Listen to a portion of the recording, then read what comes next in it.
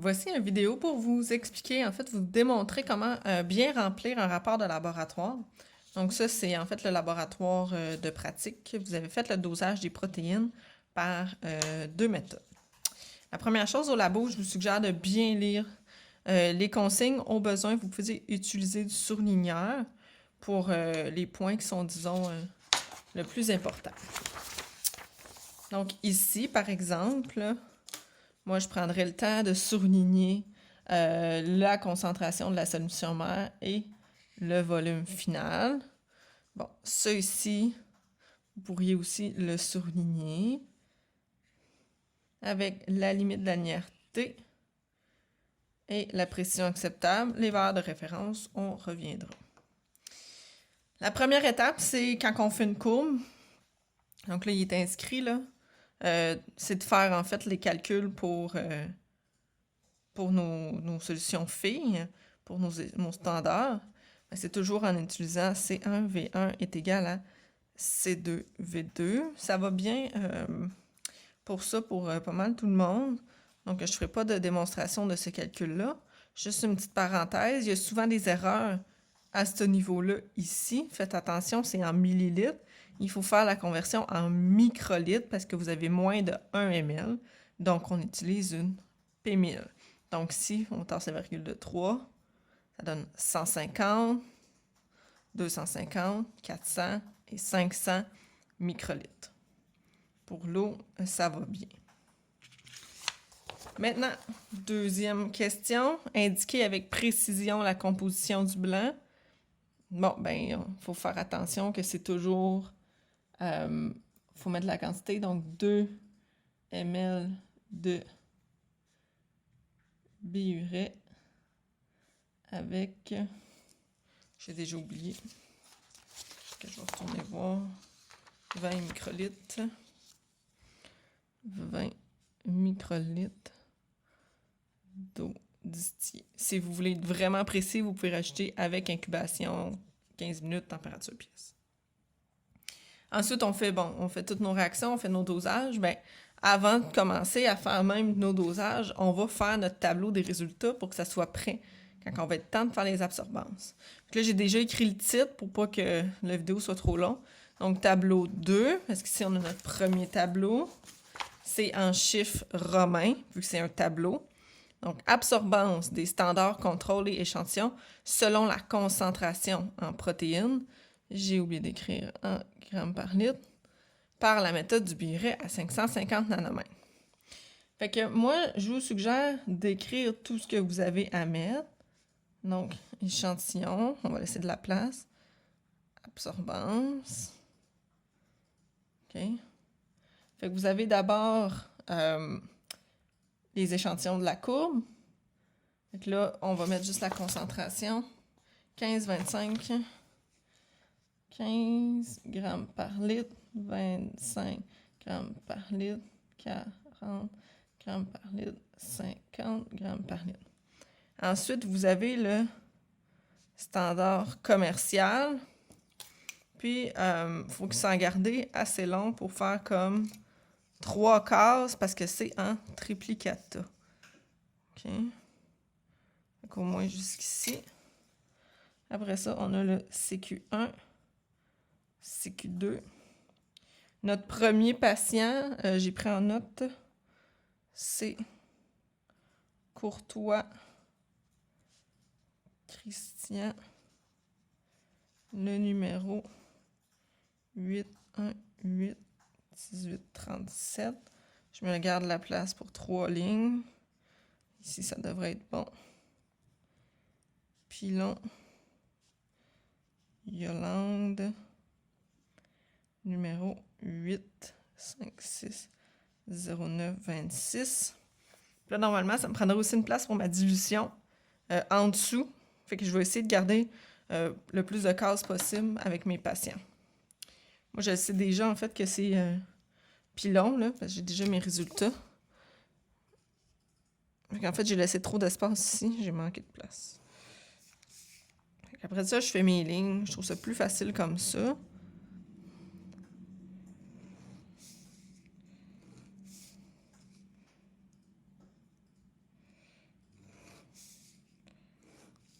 j'irais mieux qu'une plus grande règle.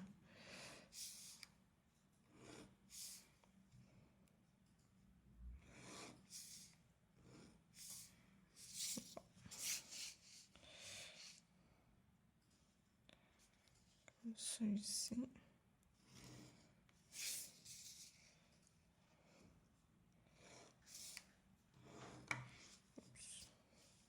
Maintenant, lui, ça me prend 3 lignes. Là, je vais approximativement pour avoir mes 3 lignes.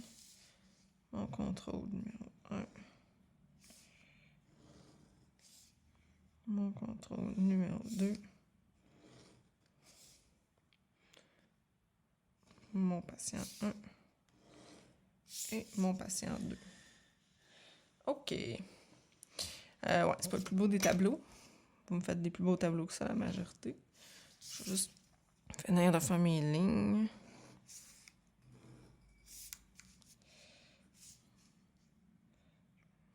Je ferme le bout, là.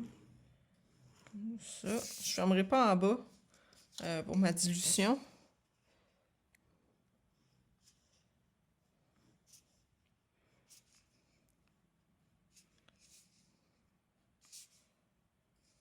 J'ai hâte de faire les lignes extérieures en premier pour que ça soit plus vite. OK. Fait que là, je suis prête à commencer mes réactions, tout ça. Puis je prends note de mon absorbance. Donc, j'ai bien sûr commencé par le blanc pour faire mes réactions, parce que c'est la première chose que je mets dans mon spectro. Et ensuite, j'y suis allée vraiment dans l'ordre standard, contrôle, patient. Vous pouvez faire le standard commercial avant le standard de la courbe. Ça n'a pas d'importance. Ce qui est important, c'est que ça soit toujours standard, contrôle, patient. Les standards nous permettent de trouver la concentration de nos contrôles et de nos échantillons. Et ça nous prend nos contrôles pour pouvoir valider nos échantillons.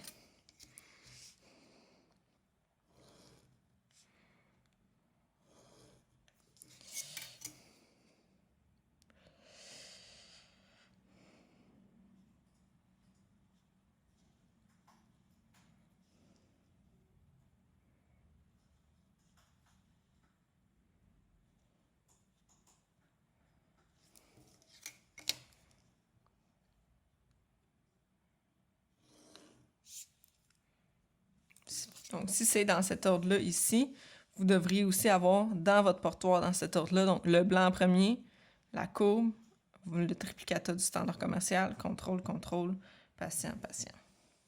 Fait que là, il me reste juste la dilution 1 dans 2. Donc là, en fait, avant, là, moi, je le savais que c'était 1 dans 2. Comment est-ce que j'ai fait pour déterminer ça? Première chose, je dois déterminer si j'ai des patients qui dépassent la linéarité. Donc, je regarde. En fait, je vais aller voir c'est quoi ma linéarité. Peut-être que je suis chanceuse. Ma linéarité est à 65 grammes par litre. Bon, malheureusement, mon dernier point de courbe est à 50 grammes par litre. Donc, je ne peux pas me fier à ce chiffre-là. Okay? Je ne peux pas non plus me fier au standard commercial. Parce que sa concentration, c'est 55 grammes par litre. Fait que ce qu'on va faire, il faut aller faire la courbe. Donc, moi, c'est déjà fait, comme dans les émissions de cuisine. J'ai mis mon titre, graphique 1 en chiffres arabes, courbe de calibration des protéines par la méthode du Biuret à 550 nanomètres. J'ai identifié mes axes. Puis bon, ça, j'ai fait. Il manque une chose, c'est la date, mes initiales.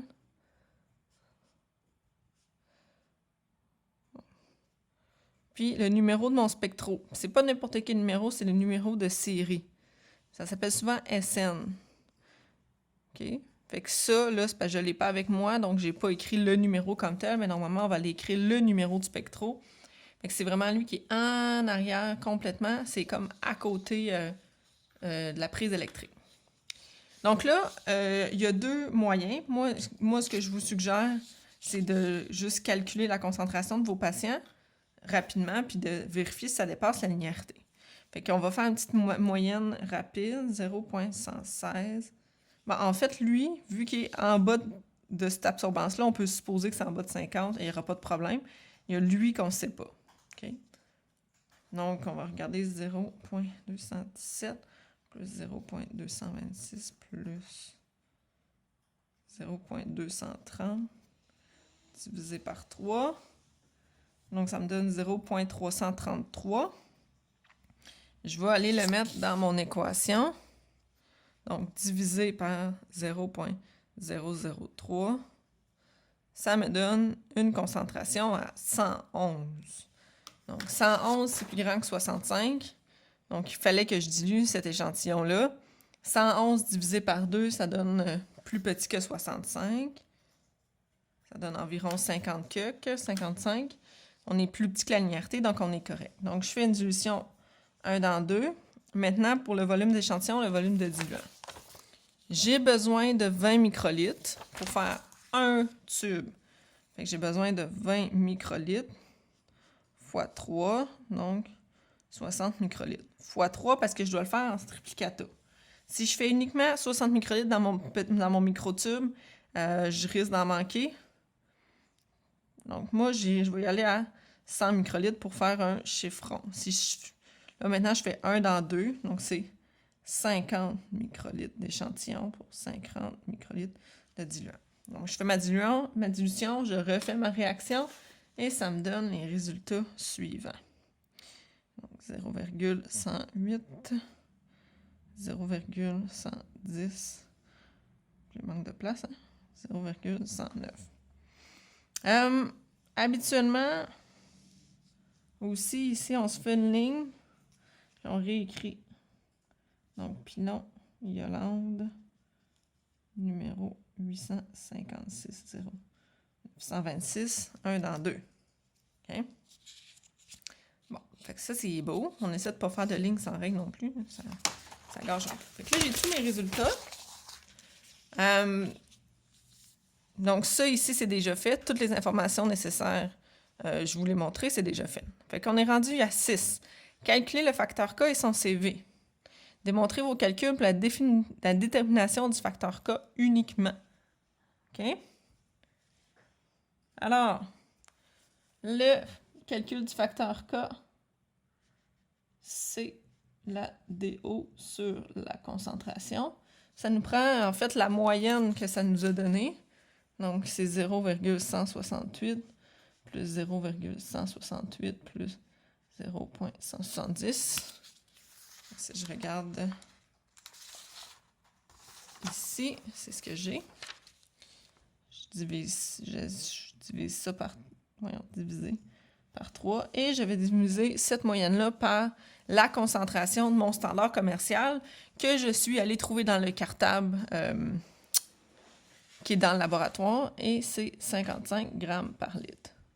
Okay? Là, je fais mon calcul. Puis, ça va me donner 0,00366. Okay? Là, je l'arrondis avec la quantité de chiffres significatifs. Ici, j'ai 3 chiffres significatifs, donc j'en garde 3 ici.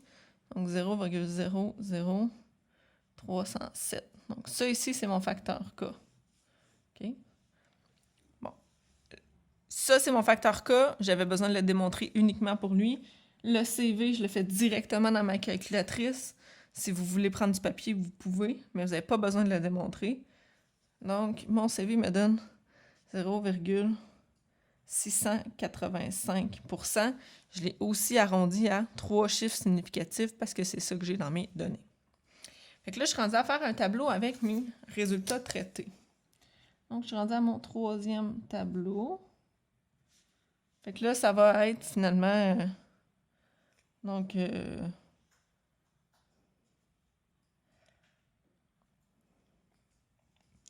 va mettre moyenne, CV et concentration en protéines par la méthode du piuret à 550 nanomètres pour la méthode classique et en 2 points. OK. Fait Fait que là, c'est pour uniquement, en fait, mes contrôles et mes patients. Fait que là, je vais avoir, bon, l'identification de mes échantillons. Identification. Bon, je suis allée un peu loin. Identification. Bon, j'ai barré, en tout cas. Ma moyenne de mes absorbances, moyenne absorbance, CV et concentration classique et concentration 2 points. OK? Fait que si j'ai le besoin de CQ1, CQ2, mon premier patient qui s'appelait Courtois Christian, je n'écris pas patient 1, patient 2, ça ne veut rien dire pour le médecin. Et Pilon Yolande,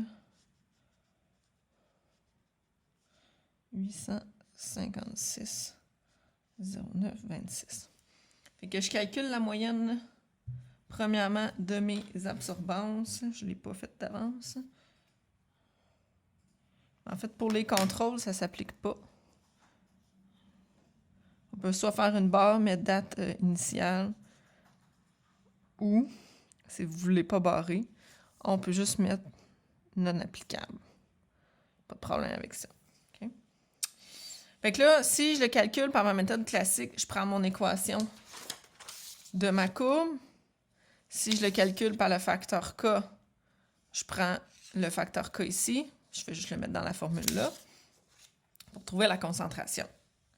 Puis là, ça dit joindre un exemple de calcul pour la concentration des patients pour les deux méthodes. Si on a dilué un échantillon, c'est ce calcul. Fait que je vais juste vous montrer comment faire l'exemple de calcul, puis après ça, je vais remplir mon tableau. Fait que moi, j'ai dilué Pilon Yolande. Fait qu'on va prendre celui-là. Fait que moi, en fait, là, si on regarde ça, ici, ces absorbances-là, vu qu'ils sont plus grands que la linéarité, ils nous servent comme plus à rien. Fait que c'est toujours à partir de ces données-là qu'on va trouver, dans le fond, nos résultats. OK? Donc, on va commencer par trouver la moyenne. C'est 0,108 plus 0,110 plus 0,109 divisé par 3. Ça devrait donner 0,109.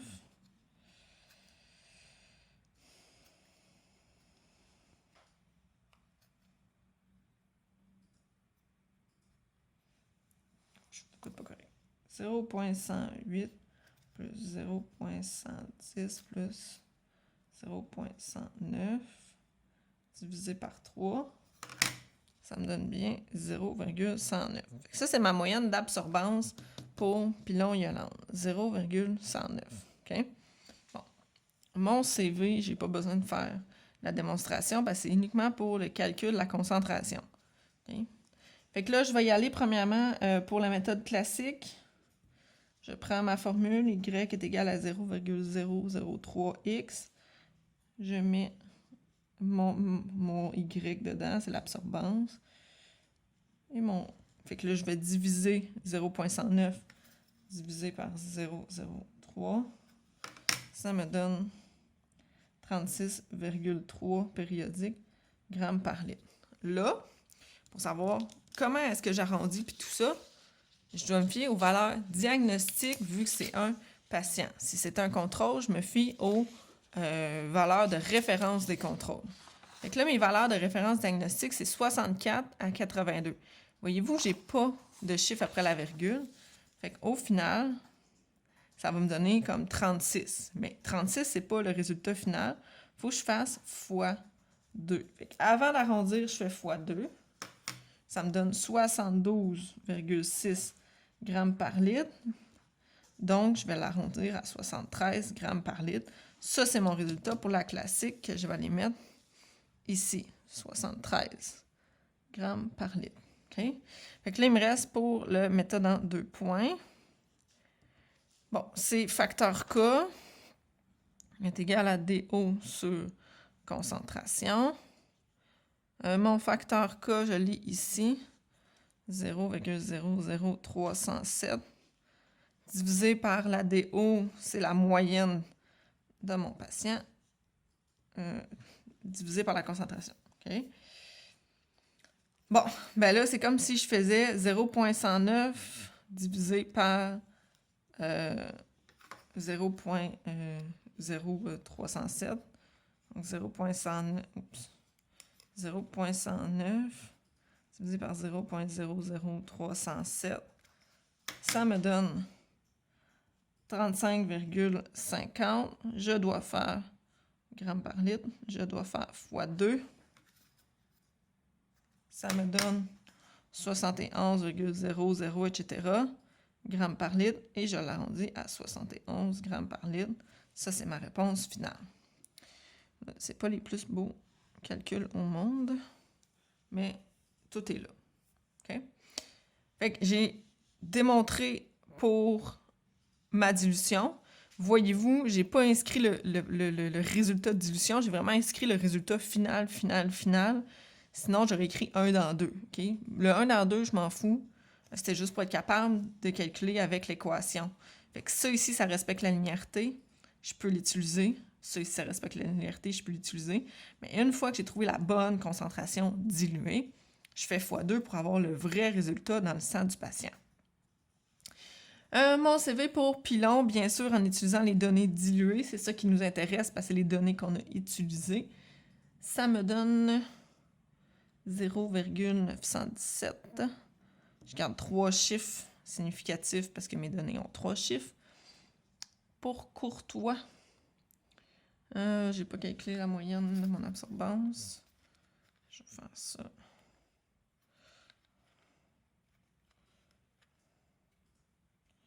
Divisé par 3. Ça donne 0,114. Mon CV me donne 1,34%.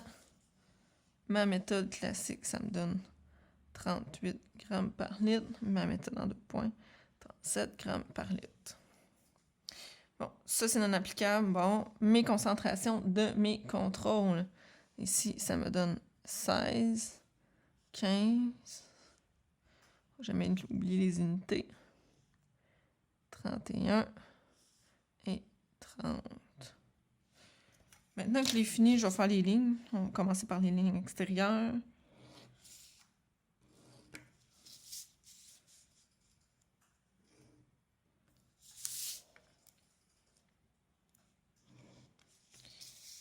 OK.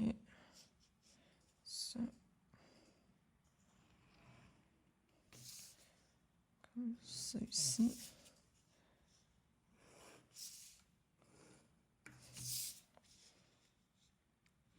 Ça. Comme ça. Comme ça.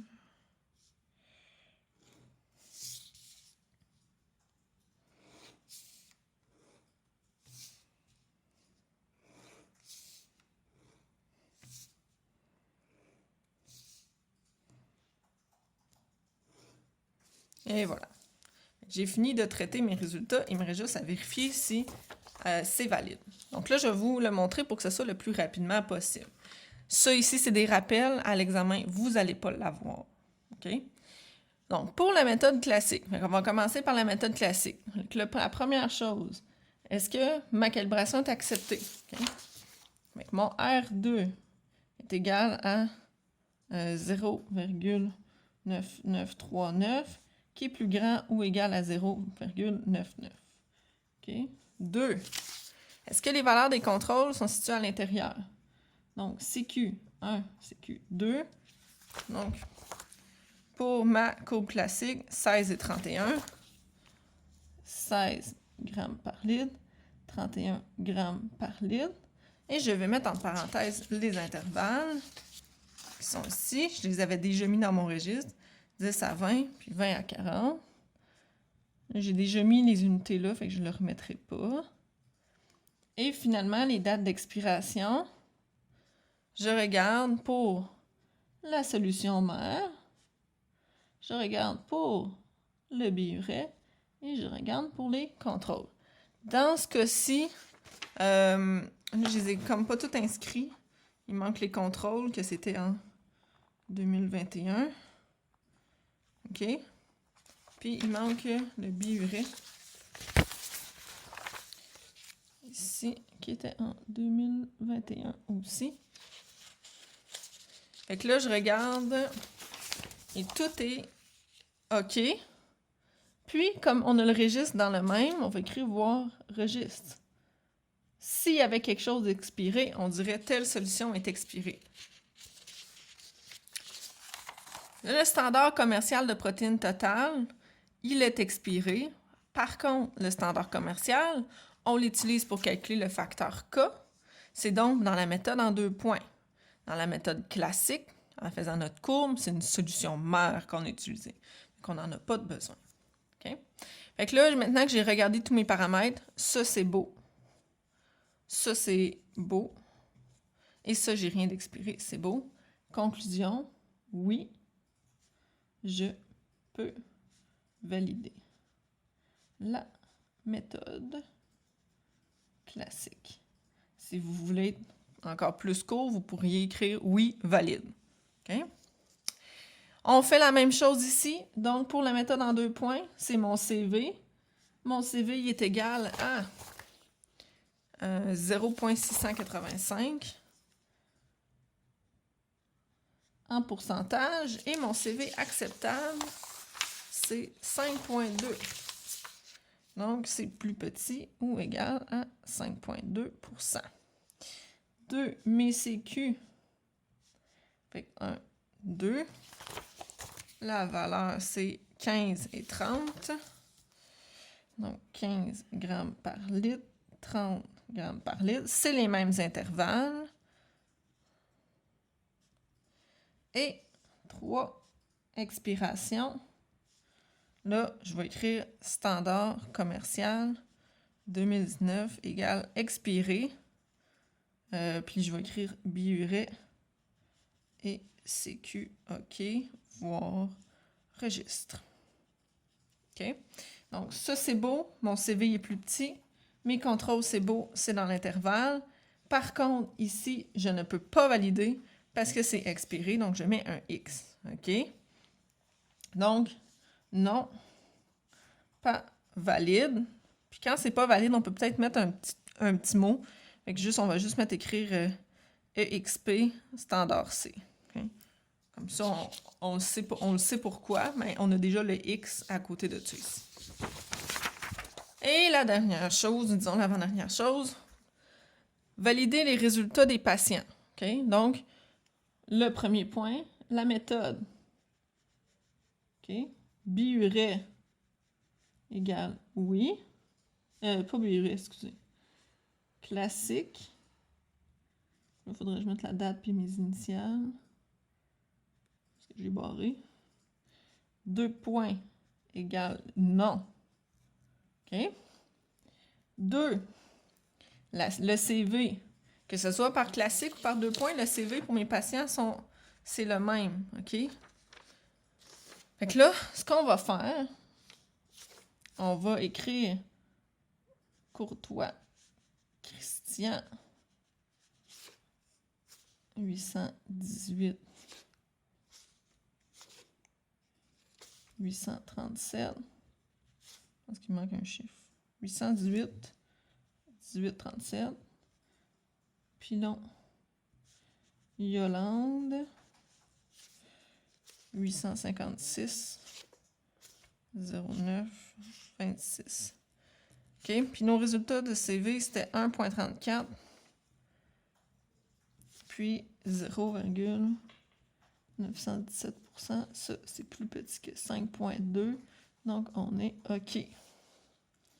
Le dernier, c'est la linéarité. Ben là, ce que vous pouvez faire, c'est peut-être juste écrire, fusionner ces 2 points-là là, pour écrire, c'est ici, lin, OK, dilué. Fait qu'on va dire OK, pilon, Yolande, 856 09 26, plus grand que lin, mais OK, après dilution. Voyez-vous comment je prends le temps de nommer les patients? Parce que patient 1, patient 2, ça veut absolument rien dire. Donc là, en fait, les 2 patients, pour les critères des patients comme tels, Courtois, Christian, CV, c'est correct. Courtois, Christian, la linéarité, c'est correct. Même affaire pour Yolande Pilon. Avec les 2 patients, on pourrait les valider si on prend en compte juste leur caractère individuel. Par contre, pour la méthode, ça fonctionne pour la classique, mais pas pour la 2 points. Fait qu'on va dire oui avec méthode classique, non avec méthode 2 points. OK? Ça, c'est assez clair comment on a fait ça. Maintenant, sous forme de tableau, interpréter les patients en regard des valeurs de référence diagnostique. Je suis rendue à mon 4e tableau. Donc, tableau 4, interprétation des résultats de protéines. Puis encore une fois, par la méthode du Biuret à 550 nanomètres, par la courbe et 2 points. OK? Je réécris le nom de mes patients. Courtois, Christian, 818, 1837, Pilon, Yolande, 856, 09, 26. OK? Puis là, c'est pour les 2. Fait qu'on va commencer par mettre l'intervalle. OK? On va mettre ça ID. Après ça, après l'intervalle, c'est la concentration classique. Puis on va mettre plus interprétation, on va le mettre ensemble. Puis la concentration, 2 points, plus interprétation. OK? Fait que l'intervalle, c'est toujours le même. C'est 64 à 82 grammes par litre. Fait que je vais juste faire une grosse case, là. 64 à 82 grammes par litre. Maintenant, il faut que je réécrive les résultats de concentration. Donc, j'ai 38, 37. 38 grammes par litre. 37 grammes par litre. Puis j'ai 73, 71. 73 grammes par litre. 71 grammes par litre. Puis je vais mettre mon interprétation à côté. Donc, ça ici, c'est normal. Ça ici, c'est normal. Ça ici aussi. Ça me surprend parce qu'il a fallu que je dilue. Bon. OK. Puis là, je prends ma règle et je termine.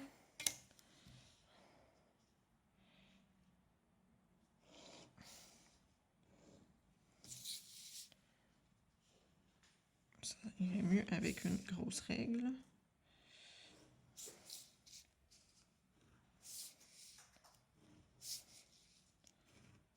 Ça va mieux en commençant par l'extérieur.